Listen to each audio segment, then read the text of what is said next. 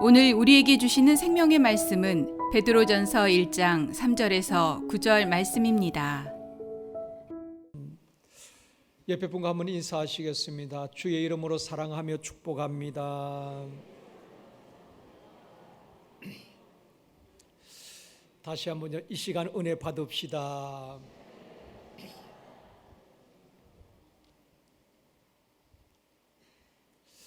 오늘은 예수님께서 죽음을 이기시고 다시 살아나신 부활절입니다. 예수님의 부활과 산 소망이라는 제목으로 말씀을 드리려고 합니다. 부활주일은 2000년 전에 예수님이 십자가에 못 박혀 돌아가셨다가 3일 만에 살아나셨더라, 그러면서 1년에 한 번씩 드리는 기념식이 아닙니다.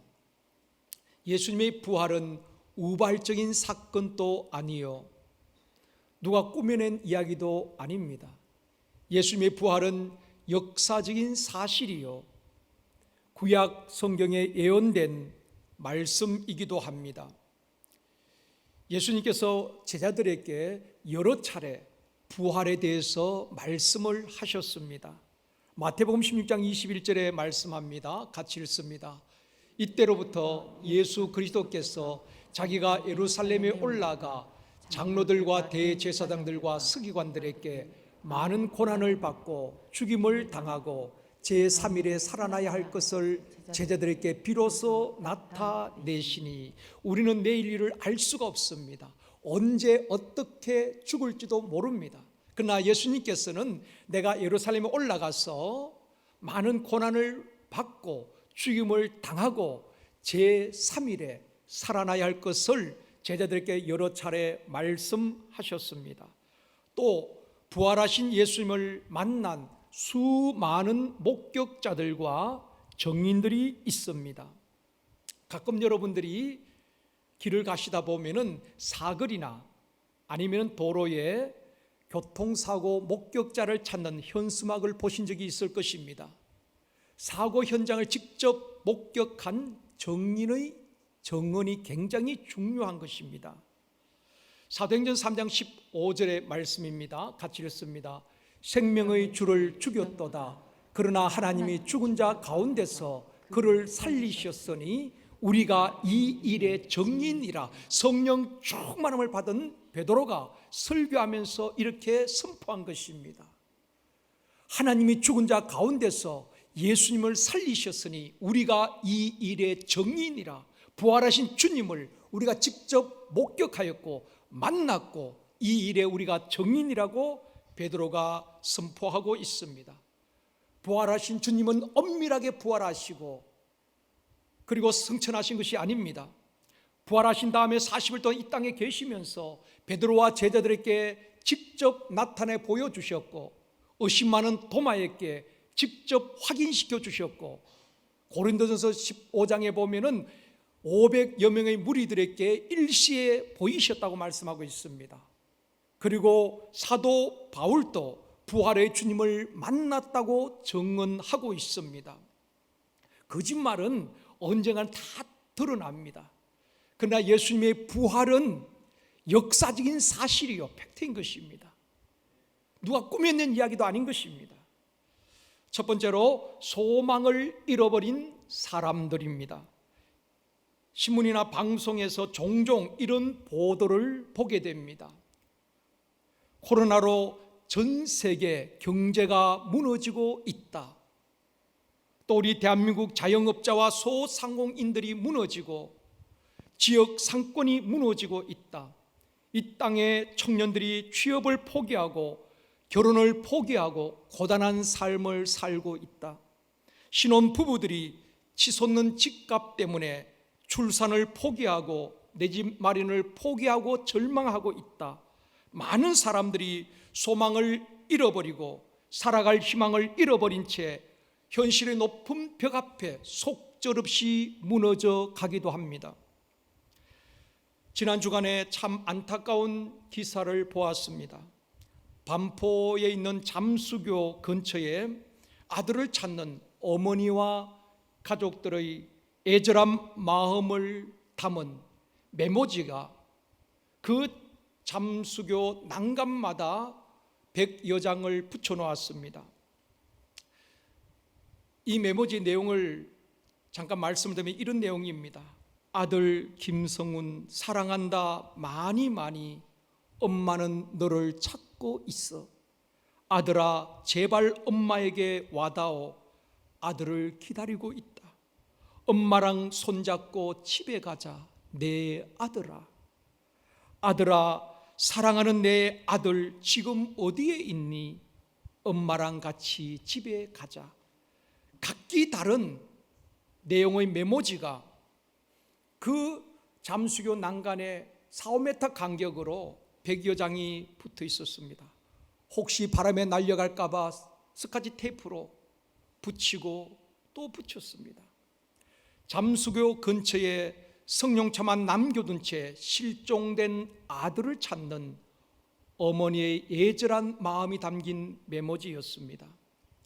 김씨 소유의 차량에서 발견된 휴대폰에 유언 같은 영상이 저장되어 있었습니다. 이런 내용입니다. 엄마, 아빠 미안해. 열심히 살아보려고 했는데 그게 잘 안 되는 것 같아. 난 그냥 까미 옆에 갈게. 까미는 김씨 가족이 15년 동안 키우다 죽은 강아지 이름이라고 합니다. 그래도 가족들은 희망의 끈을 놓지 아니하고 메모지를 붙이고 사랑하는 아들이 돌아오기를 애타게 기다렸습니다. 그런데 안타깝게 실종 17일 만에 동작대교 부근에서 사늘한 시신으로 발견이 되었습니다. 경찰이 조사하는 과정에서 김씨 페이스북에 있는 글을 발견했습니다. 은행 네 곳에 4,700만 원 빚이 있어 너무 힘들다는 내용이었습니다. 그것을 보고 누나가 이렇게 오열합니다. 빚은 얼마든지 가족들이 해결해 줄 수 있는데 왜 말하지 않았니? 왜 말하지 않았니? 4,700만 원이 크면 크고 또 가족들이 힘을 모으면 얼마든지 갚을 수 있는데 왜 말하지 않고 혼자서 고민하다 그렇게 극단적인 선택을 했니? 누나는 오열을 했습니다. 24살의 청년에게 빚 4,700만 원이 혼자 감당하기에는 너무나 무거운 짐이었나 봅니다. 혼자서 힘들어하다 결국 극단적인 선택을 한 안타까운 사연입니다. 오늘날 소망을 잃어버린 사람들, 부채에 눌리고 정신적인 고통에 시달리는 사람들, 심리적인 압박과 사람들에게 눌리고 일에 눌리고 또 학생들은 공부에 눌리고 길이 보이지 않는 암담한 현실 앞에서 극단적인 선택을 하기도 하고 죽음을 최후의 도피처로 선택하는 안타까운 일들이 우리 주변에서 종종 일어나고 있습니다. 우리가 질문해야 될 것은 과연 죽음이 인생의 끝일까? 죽음은 모든 것의 종결일까?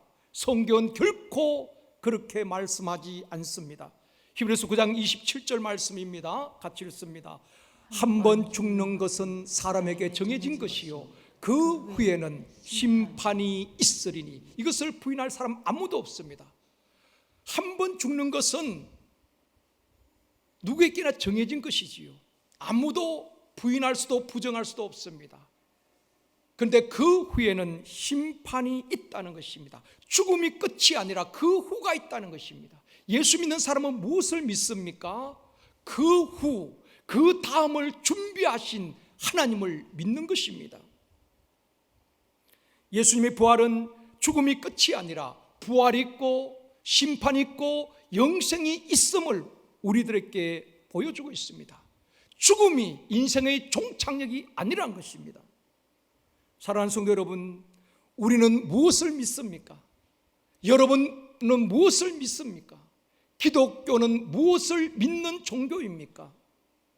복음의 핵심이 무엇입니까? 지금 코로나로 전 세계가 힘든 이 시대에 모든 민족과 열방의 소망이 어디에 있겠습니까? 예수 그리스도께서 사망 권세 이기시고 다시 살아났다는 것이 우리 모두에게 소망이요 기쁨인 줄 믿습니다. 이보다 더 큰 기쁜 일들이 어디 있겠습니까?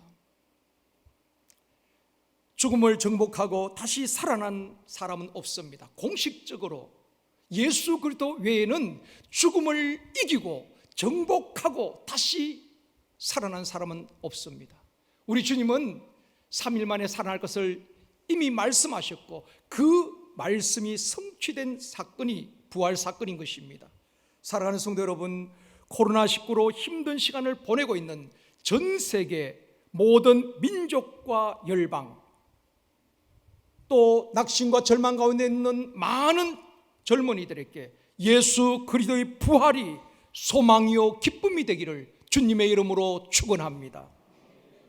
두 번째, 예수님의 부활이 산 소망이 되는 이유는 예수님의 승리가 나의 승리요 우리의 승리이기 때문에 그런 것입니다.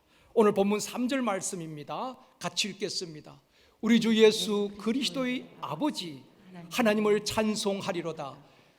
그의 많으신 긍휼대로 예수 그리스도를 죽은 자 가운데서 부활하게 하심으로 말미암아 우리를 거듭나게 하사 산 소망이 있게 하시며, 우리의 소망, 산 소망이 무엇냐는 것입니다. 예수 그리스도를 죽은 자 가운데서 부활하신 이 사건이 우리에게 산 소망이라는 것입니다. 예수님께서 베드로와 제자들께 여러 차례 말씀하셨죠. 정확하게 성경에는 3차례 말씀을 하셨습니다. 내가 죽임을 당하고 3일 만에 부활할 것을 말씀하셨습니다. 베드로와 제자들이 믿었습니까? 안 믿었습니까? 믿지 않았어요. 무엇을 보면 알 수 있는가? 만약에 주님의 약속의 말씀을 3일 만에 부활할 것을 확실히 믿었다면 3일째 된 날 주님의 무덤 앞에서 그들은 기다리고 있어야 될 것입니다. 그런데 제자들은 어떠합니까? 주님이 십자가에 처참하게 죽은 다음에 그들은 뿔뿔이 흩어지고, 또 제자들은 한 집에 모여서 방문을 걸어 잠그고 두려움에 떨고 있는 것입니다. 그들이 발각되어지면 예수와 한 무리로 그들도 처형을 당할 수가 있는 것입니다. 그리고 베드로는 뭐라고 말합니까? 내가 고기 잡으러 가노라. 디베랴 바닷가로 갑니다. 또 6명의 제자가 또 따라갑니다. 그들은 어떻게 보면은 3년간 훈련 받았지만은, 주님의 말씀을 들었지만은 부활을 믿지 않았어요. 그런데 부활하신 주님이 그 디베랴 바닷가에 찾아오셔서 베드로와 제자들을 다시 만나 주신 것입니다. 부활의 주님을 만나고 성령 받은 이후에 베드로의 고백은 달라졌습니다. 바로 오늘 본문 3절 말씀처럼 우리 주 예수 그리스도의 아버지 하나님을 찬송하리로다. 죽은 자 가운데서 살아나신 예수 그리스도를 통해 우리를 거듭나게 하시고 우리에게 산 소망을 주신 하나님 아버지를 찬송하리로다. 베드로가 그렇게 선포하고 있는 것입니다. 예수님의 승리가 우리의 승리인 줄 믿습니다. 옛날에 전쟁할 때 보면은 군사들이 전면전을 한 것이 아니라 그 나라를 대표하는 장수가, 가장 강한 장수가 나와서 싸워 그 장수가 이기면은 그 나라가 승리하는 것이고, 그 나라를 대표하는 장수가 패하면은 그 나라 전체가 패하는 것입니다. 바로 성경에 나오는 다윗과 골리앗이 이런 방법으로 싸웠지요.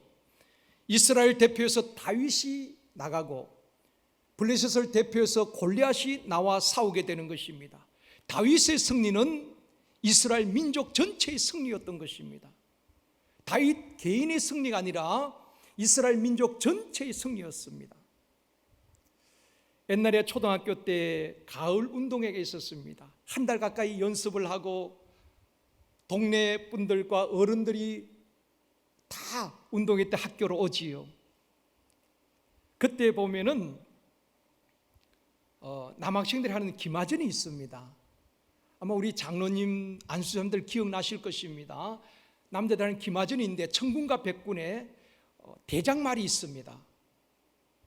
대장말이 무너지면은 그 팀이 지는 것입니다. 예수님의 부활이 바로 이런 것입니다. 예수님께서 십자가에 처참하게 돌아가셨을 때에 마귀는 자기들이 승리한 줄 알았습니다. 그러나 예수님은 죽음을 이기시고 부활하심으로 죽음을 정복하였습니다. 아담의 범죄로 말미암아 사망이 들어오고 사망이 지배했는데 우리 주님이 십자가에 죽으시고 부활하심으로 그 죽음을 정복하시고 마귀를 멸하시고 승리하신 것입니다. 그 예수님의 승리가 우리의 승리인 줄 믿습니다. 예수님이 오시기 전에는 우리 모두가 마귀의 종노릇하였고 죄의 종노릇하였습니다. 다시 말씀을 드리면 마귀와 죄의 지배를 받았다는 것입니다. 그러나 예수님께서 마귀를 멸하시고 죄에 포로된 우리를 자유케 하시고 새 생명을 주신 것입니다. 이제는 마귀의 종이 아니라 하나님의 자녀가 되었습니다. 이제는 마귀의 지배를 받는 것이 아니라 성령님의 지배와 다스림과 인도하심을 받게 된 것입니다. 우리의 신분이 달라졌어요. 우리는 이제 진노 아래 있는 것이 아니라 하나님의 축복 아래 있는 신분이 변화된 것입니다. 마귀의 종노릇 하는 사람이 아니라 하나님의 자녀된 권세가 있는 줄 믿습니다. 사랑하는 성도 여러분, 작년에 여러 교회에서 확진자가 나오면서 교회가 세상으로부터 욕을 먹고 지탄을 받았습니다. 참 마음 아팠지요. 지금도 마찬가지입니다만 그러나 결코 위축되어서는 안 되는 것입니다. 왜냐하면 세상이 뭐라고 해도 예수 그리스도가 이 땅의 소망이요 희망인 줄 믿습니다. 오직 복음만이 영혼을 살릴 수가 있는 것입니다. 오직 복음만이 우리를 치료할 수가 있는 것입니다. 오직 복음만이 이 땅을 고치고 치유할 수 있는 줄 믿습니다. 그러기에 예수 그리스도가 복음이 희망인 것입니다. 우리 대한민국 한국교회가 다시 일어날 줄 믿습니다. 제1성도교회가 다시 일어나 세상 가운데서 빛이 되고 소금이 되어지기를 원합니다. 우리 한 사람 한 사람이 부활하신 주님과 함께 잠자던 자리에서 벌떡벌떡 일어나서 지역 복음화와 민족 복음화와 세계 선교를 감당할 수 있기를 주님의 이름으로 축원합니다. 세 번째로 예수 그리스도의 부활이 산 소망이 되는 이유는 내 안에 그리스도가 사시기 때문에 그런 것입니다. 대부분의 성도들이 예수님께서 십자가에 죽으시고 부활하신 것을 믿는다고 고백합니다. 여러분 한 분 한 분에게 예수님 부활하신 것을 믿습니까? 묻는다면 대부분 아멘이라고 대답하실 것입니다. 지식적으로 부활을 알고 믿는 것 같은데 믿지 않는 사람도 있습니다. 베드로와 제자들이 그러했거든요. 그러나 부활의 주님이 내 마음에 오시면은 부활의 믿음을 소유하게 되어지고 부활의 능력이 나타나게 되어지고 부활의 주님이 오실 때에 우리는 변화되어지게 되는 것입니다. 로마서 8장 9절에 말씀합니다. 같이 읽겠습니다.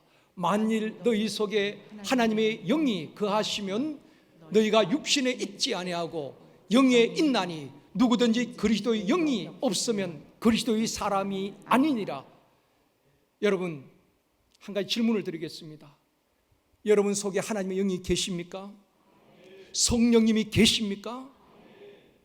누구든지 그리스도의 영이 하나님의 영이 성령이 없으면 그리스도의 사람이 아니라고 말합니다. 교회 다닌다고 그리스도인이 아닙니다. 내 안에 예수의 영이 성령님이 오실 때에 그 사람을 그리스도인이라고 말하는 것입니다. 예수를 믿는 사람이라고 말하는 것입니다.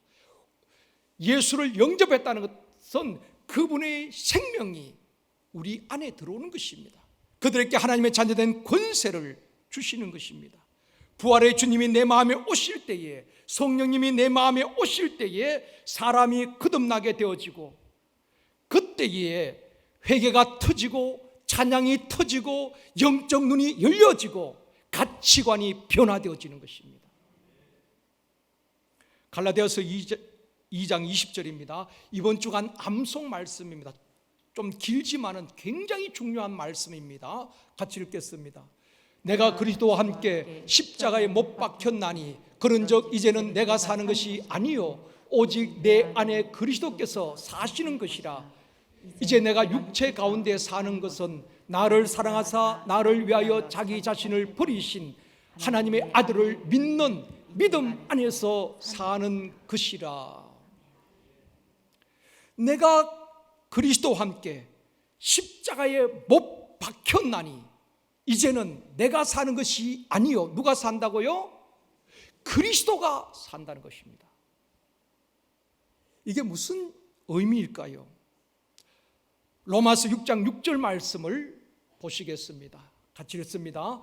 우리가 알거니와 우리의 옛사람이 예수와 함께 십자가에 못 박힌 것은 죄의 몸이 죽어 다시는 우리가 죄에게 종노릇하지 아니하려 함이니. 내가 그리스도와 함께 십자가에 못 박힌다는 것은 바로 나의 옛사람이 죽는 것을 말하는 것입니다. 정욕과 탐심을 십자가에 못 박아 죽는 것을 말하는 것입니다. 나의 욕심과 육체의 정욕, 안목의 정욕, 이생의 자랑, 나의 육이 십자가에 죽고 옛사람이 죽을 때에 비로소 내 안에서 그리스도가 산다는 것입니다. 여러분, 우리가 신앙생활 하면서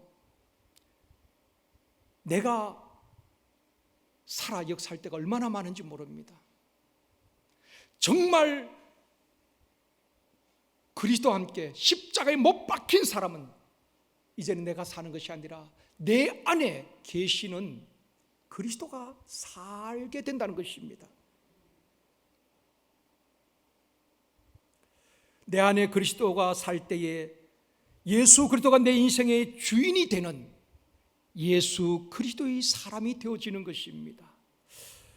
여러분이 예수님 때문에 죽어본 경험이 있습니까? 육체의 이 생명을 말하는 것이 아닙니다.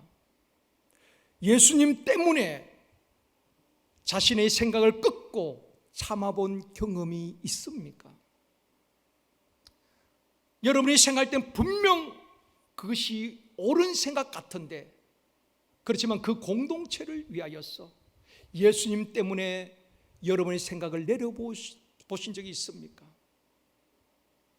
가끔 회의하면서, 남전도회 여전도회 회의하면서 내 생각이 관철되지 아니하고 뜻이 받아들이지 않을 때에 분노를 하고 다투는 경우도 있지요.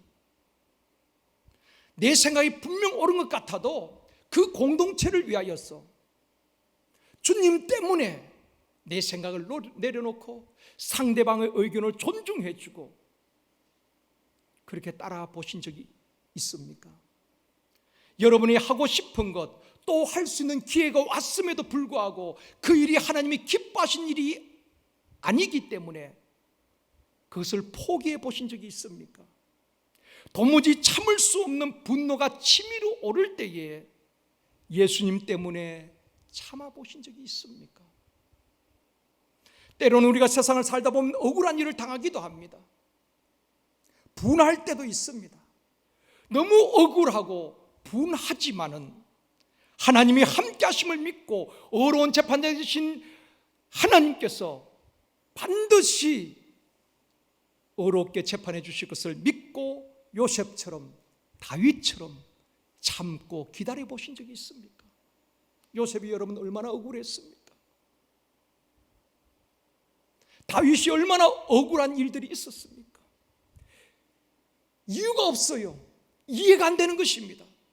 그럼에도 그들이 믿었던 것은 어려운 재판장 되신 하나님, 그 하나님이 나와 함께 하심을 확신했기 때문에 억울했지만,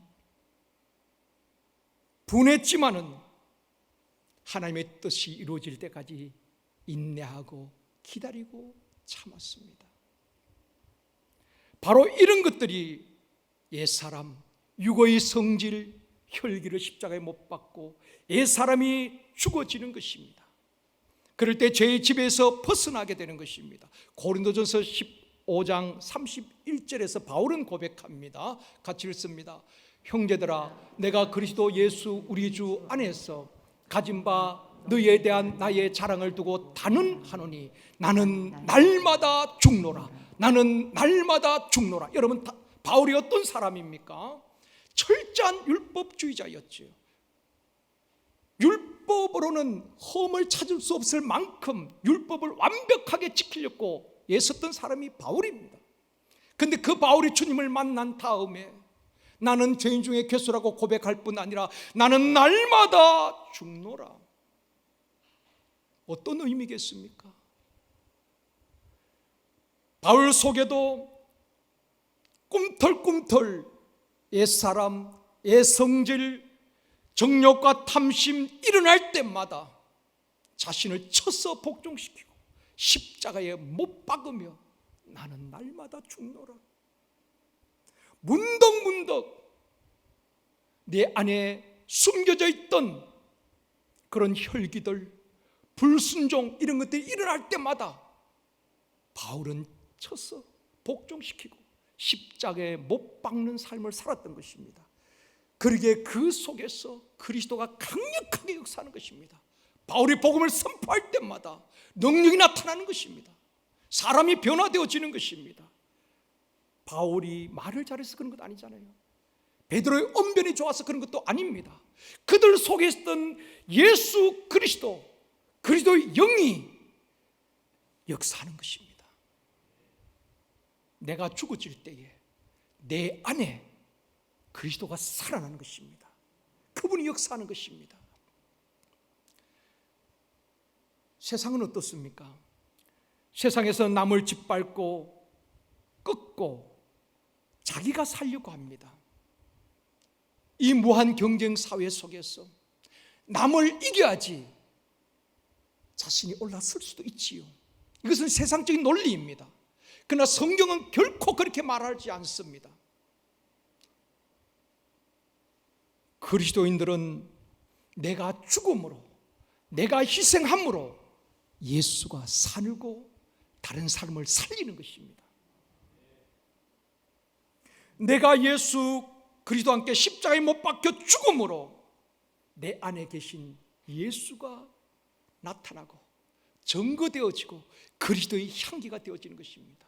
저와 여러분들이 그런 삶을 산다면 우리가 흩어져 있는 직장이든 그 일터에서 영향을 줄 수 있고 우리로 인하여서 그 직장이 분위기가 달라지지 않겠습니까? 변화가 일어나지 않겠습니까? 우리는 작은 예수로 살아가야 하는 것입니다. 그래서 성경에도 보면은 하늘의 미랄이 썩고 죽어질 때에 많은 열매를 맺는다고 말하고 있습니다. 우리나라도 복음의 빚진 나라지요. 그 암담한 소망이 없는 이 조선 땅에 130, 40년 전에 오지 않으들 선교사님들이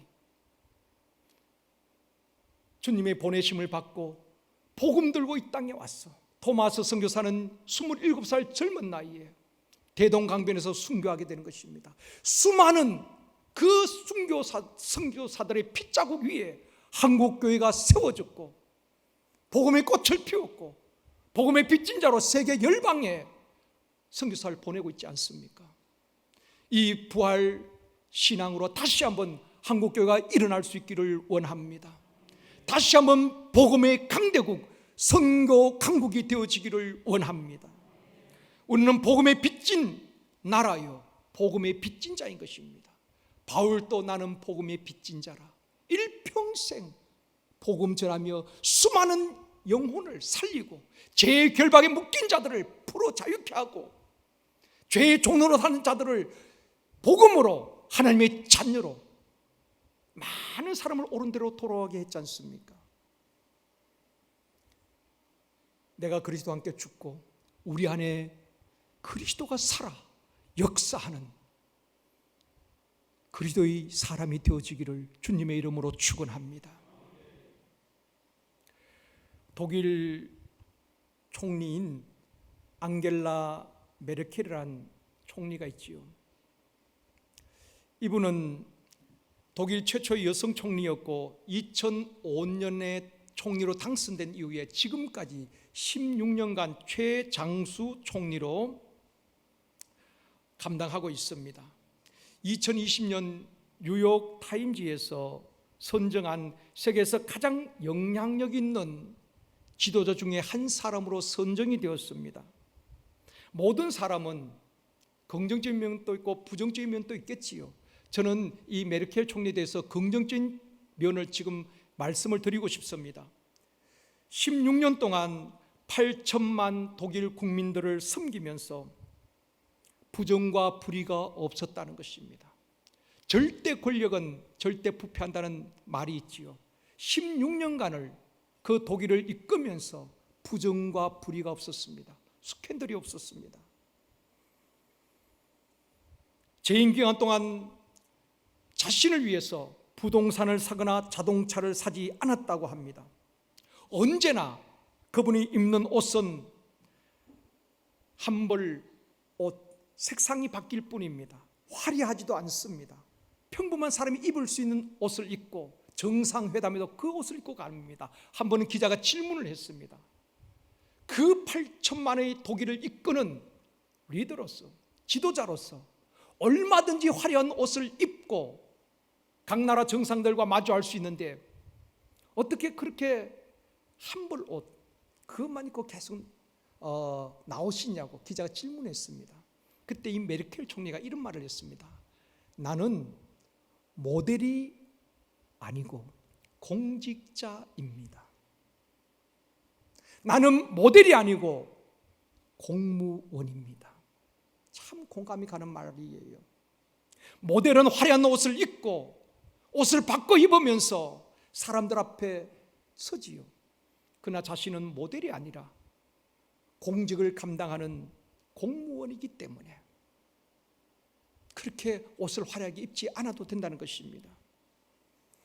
그리고 그분은 청소부나 또 음식 도우미나 가사 도우미를 서지 않았다고 합니다. 직접 음식을 만들고 옷을 세탁하고 남편의 옷을 다리고 가정주부로서 또 일을 감당하는 것입니다. 독일에는 백악관이나 청와대 같은 화려한 관저도 없지요. 총리지만은 일반 서민들처럼 평범한 아파트에 살고 있다고 합니다. 올해 9월 달에 독일 총리가 다시 이제 선거하는데 불출마를 선언하고 독일 국민들로부터 따뜻한 박수와 존경을 받고 있습니다. 물론 사람이 완전하지는 못하지만 많은 지지를 받고 있습니다. 그런 메르켈 총리의 그 성장 과정을 보면은 이해할 수가 있습니다. 이 메르켈 총리는 원래 목사님의 딸로 태어났습니다. 그 아버지가 목사님인데 옛날에는 동서독이 나누어져 있을 때에 동독에서 그러니까 공산국가에서 목회를 했습니다. 여러분 공산국가에서는 기독교를 인정하지 않지요. 종교의 자유가 없습니다. 그러니까 기독교에 대한 억압과 감시와 핍박이 심했지요. 목사의 딸로 살면서 굉장히 많은 불이익을 당하기도 하고 또 감시를 받기도 하고 그런 상황에서 이분이 이런 고백을 합니다. 나는 하나님의 말씀에 집중하고 말씀을 붙들고 묵상하고 그리고 하나님 앞에 기도하는 가운데에 부활의 주님을 인격적으로 만났습니다. 지식적으로 알고 있는 부활이 아니라 부활하신 그 주님을 인격적으로 만났다고 고백하는 것입니다. 메르켈 총리는 부활의 주님이 자신을 세상 가치관에서 하나님 가치관으로 바꾸어 놨다고 고백하는 것입니다. 그러기에 깨끗하고 청렴하게 퇴임 이후에 살 땅을 부동산을 사고 그런 것 하지 않았다는 것입니다. 그의 신앙을 엿볼 수가 있습니다. 그리고 부활의 주님이 자신의 삶과 인격을 변화시켰다고 고백을 하고 정상회담에서 당당하게 내 안에는 예수 그리스도가 계신다고 고백한다는 것입니다. 사랑하는 성도 여러분, 참된 그리스도인은 내 육이 죽고 옛 사람이 죽고 예수님 때문에 치밀어오는 분노도 하고 싶은 말도 절제하고 참으면서 내가 그리스도와 함께 십자가에 못 박아 죽을 때에 내 안에 그리스도가 충만하게 역사하실 줄 믿습니다. 그런 참된 그리스도인이 되어지기를 원합니다. 말씀을 맺겠습니다. 사랑하는 성도 여러분, 코로나로 인해서 많은 사람들이 소망과 희망을 잃어버린 채 힘들게 살아가는 분들도 많이 있습니다. 이 땅에 많은 젊은이들, 청소년들 속절없이 절망의 나라로 떨어지기도 합니다. 며칠 전에 후배 목사님으로부터 한 문자를 받았습니다. 한 30-40명 모이는 교회에 목회를 하고 계시는데 힘들 때마다 제가 조금씩 돕기도 하고 서로 통화하면서 위로도 하기도 하고 그랬던 후배입니다. 이런 내용이었습니다. 선배님, 죄송합니다. 지난 1년 동안 예배도 제대로 드리지 못하고 30-40명 되는 성도들도 절반도 나오지 못하는 상황에서 월세도 제대로 갚을 길이 없고 재정적 압박을 견디다 못해 작년 12월 달에 성도님들과 상의해서 교회를 정리했습니다. 바로 알려드리려고 했는데 기다렸다가 그래도 꼭 알려드려야 될 것 같아서 늦었지만 연락을 드립니다. 지금은 가정에서 가족들과 함께 예배를 드리고 있습니다. 그런 문자였습니다. 그 교회만 그렇겠습니까? 오늘날 많은 분들이 마음이 무너지고 정신이 무너지고 신앙이 무너져가는 이때에 우리의 소망이 어디 있겠습니까? 오직 사망을 이기시고 부활하신 예수 그리스도가 우리의 소망이요 한국교회의 소망이요 이 땅의 소망인 줄 믿습니다. 왜냐하면 예수님의 승리가 우리의 승리이기 때문에 그렇습니다. 왜냐하면 우리가 예수 그리스도와 함께 십자가의 죽음으로 내 안에 그리스도가 사는 역사가 있기 때문에 그런 것입니다. 우리 모두가 부활 신앙으로 다시 한번 일어날 수 있기를 원합니다. 우리 주님이 부활하신 것처럼 승리하신 것처럼 우리가 낙심과 절망의 자리를 박차고 벌떡벌떡 일어나서 또 주변에 있는 사람을 이렇게 세우고 소망을 잃어버린 사람들에게 소망의 메시지를 전하면서 복음으로 영혼을 살리는 우리 모두가 되어지기를 원합니다. 주님의 부활은 역사적인 사실이요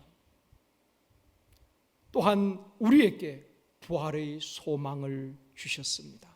우리 모두가 우리 속에 있는 모든 두려움과 낙심과 절망을 몰아내고 주님이 주시는 그 평안과 기쁨을 누릴 수 있기를 주님의 이름으로 축원합니다.